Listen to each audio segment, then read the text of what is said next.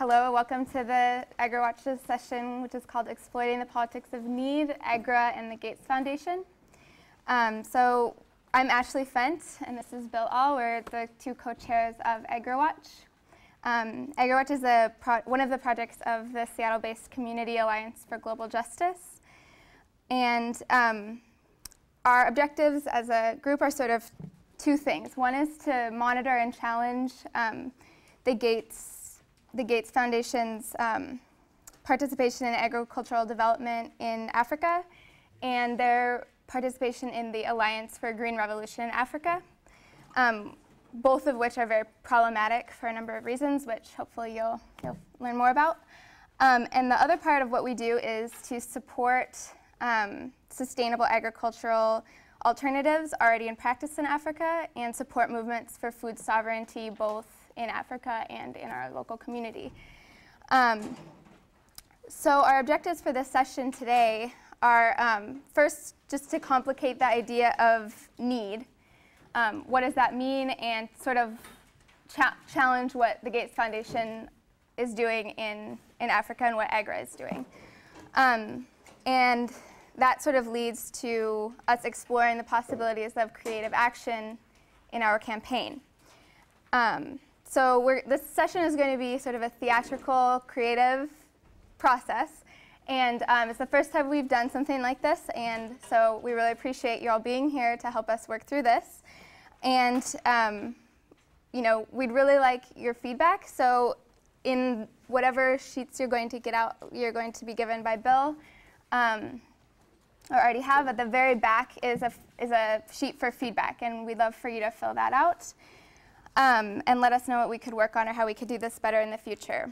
And one of the hopes for this session is that it's going to generate more questions than answers, which sort of sounds strange, but in talking about development that's sort of critical is that you should be having more questions and being more critical than thinking that there's just one solution. So we're not going to have time to really answer a lot of the questions, but we would like to record them and get them out in the room. And so if at some point you have a question, we'd like to get it on the board, get it written down, and so we can sort of move from there. So throughout the session, I'd like you all to think about, what does Africa need?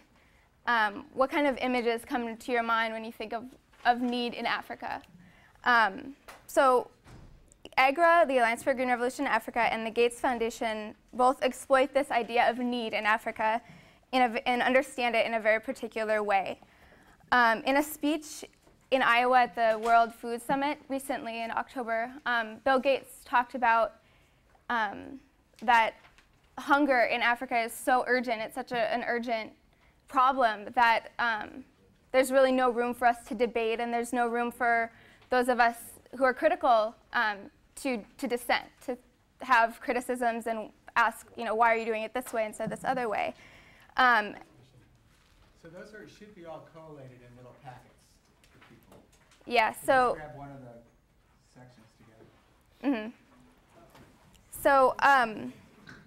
So that argument is taken even further by some proponents of genetic engineering who, notably Robert Paarlberg, the author of Starve for Science, who argues that those of us who have criticisms, who have concerns, we're all elitists, and we're all actually hurting Africans. And so it's sort of a critical time where we can look at how these ideas participate in locking Africa into a particular picture of need, which requires very particular solutions. And who does that serve? Who is benefited by that particular picture and those solutions? Well, the Gates Foundation and AGRA say that it benefits Africans. They say that they work for and with Africans, that they're African-led, very participatory, involve farmers. But in fact, they're led by people who agree wholeheartedly with what they're saying, most of whom are not women, most of whom are not farmers. They do have African participants, but a lot of them are people that they've sought out who are going to agree with what they're saying. And so what they say that Africa needs, they start from a deficiency. So Africa lacks appropriate seeds. They lack fertilizer. They lack important agricultural tools. So they start from a position of Africa needs higher yields. They need more scientists trained in Western science. They need improved seeds. They need access to markets, improved soil. And so it's always defined as a lack that AGRA and the Gates Foundation are going to come in and fill.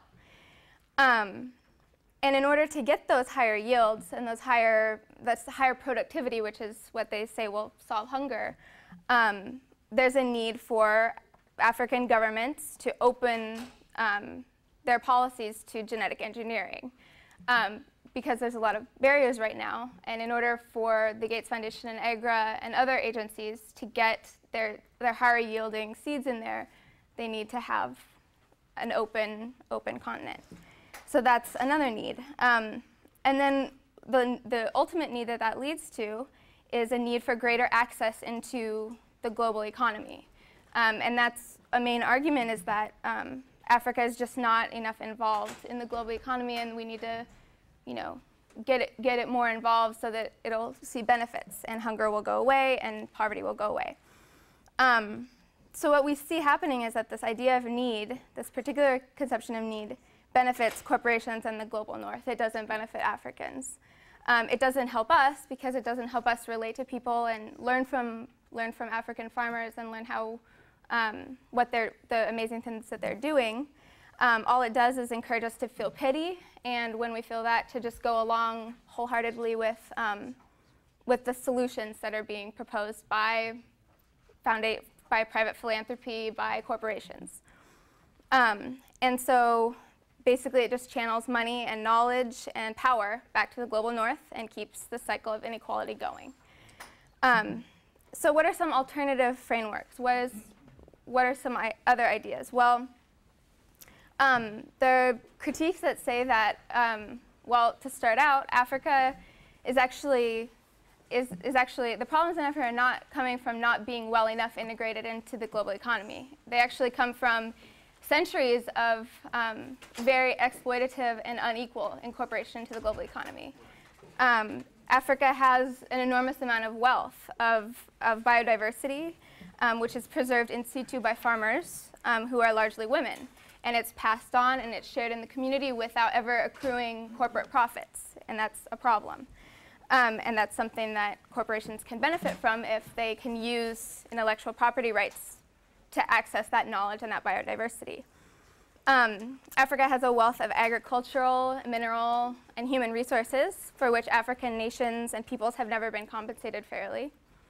Africans have a long history of resistance against colonialism, for example, also against neocolonialism and structural adjustment programs that diminish their capacities to provide services and to provide agricultural extension. They've also led a very strong resistance to genetic engineering. Many nations have barriers to genetic engineering and to a system that has failed in field trials in Africa, and also we've seen it fail in our own country. And there are a lot of demands that come out of Africa. So not just need, but also a lot of very strong demands for example, for the global north to repay its debts to African nations, for the global north to make some serious changes in our policies that are detrimental to African farmers and African workers, and demands for us to change patterns of global distribution of food, which is actually one of the major causes of world hunger, not insufficient production. It's sort of how it's consumed and our consumption patterns that impact that. There are also large demands for international support for organic and bio-intensive agriculture, and empowering people to be able to provide formations or trainings in those methods. There are large demands for food sovereignty, which is the right of peoples to determine agricultural and food systems that work for them and their communities rather than for the interests of corporations and the global marketplace. And that came out of the Declaration of Nyaleni in Mali in 2007 and has been a very strong demand coming out of the Global South. There are demands for endogenous development based on indigenous and local needs, priorities, and knowledge. And in any community, there are not just needs, right? There are also dreams and hopes and rights, and we don't see any of that when we look just at need. So in fact, what we see is that need is a great silencing project, and it opens a way for particular solutions and particular powerful actors to have their voice heard and simultaneously decrease and diminish the voices of African farmers and civil society organizations, and also those of us that are trying to ally with them by saying we're elitist and we don't care and we, just are in our own little world. So that sort of is what brings us here and why we're inspired to do the session the way we're doing today, which is very participatory, and is going to hopefully allow us to hear and sort of channel and learn more about those perspectives that are so often silenced by AGRA and the Gates Foundation. And we have a lot of materials up here that you're welcome to take. We have our brochure, an AGRA fact sheet, and like an outline, a lot of materials, and a sign-in sheet. So I encourage you to look at all that. And Bill will talk a little bit more about how we're going to be organizing the rest of this session.